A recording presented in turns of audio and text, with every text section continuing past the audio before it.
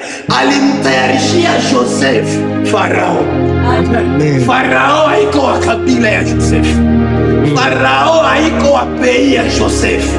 Farao alikuwa mtu mwenye Mungu yeye peke aliprepare juu ya Joseph.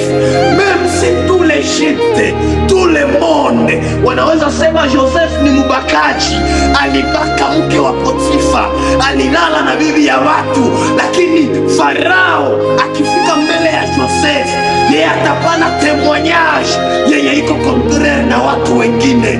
Atasema tupate wapi mtu kama na huyu ambaye roho wa Mungu.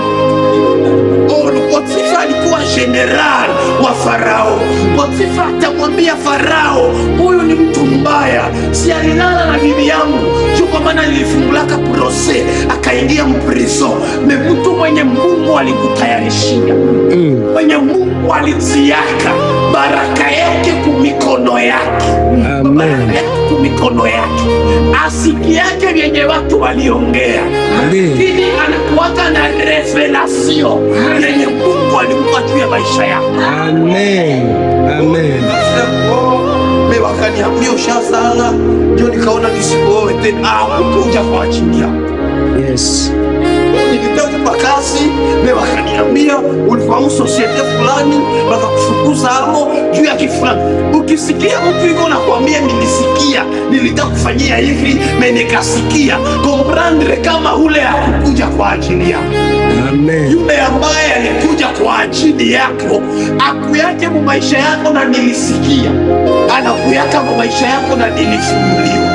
Na iko mkono wangu wa kuume juu. Yes. Kwa baba yangu Pastor Daniel Mpanga, anionee huruma hii premier dimanche ya 2026, akutenge na watu wabaya wote, akupatie relation moya ya maana. Amen. Akupe relation moya ya kabaila. Amen. Nataka niambie mtu mmoja, kuna mtu mwenye ukikutanana naye, njia yako ya kwanza leta vitu Tanzania inafunguka. Yes.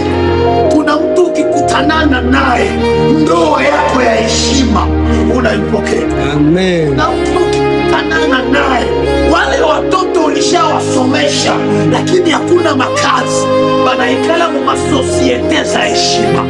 Na inua mikono yangu miwili juu, Mungu akupe mtu wa maana katika jina la Yesu. Sijue ule mtu atatokea wapi, lakini mimi naitabiri juu ya hii madhabahu, ane 2026 ikuwe ane ya marakonde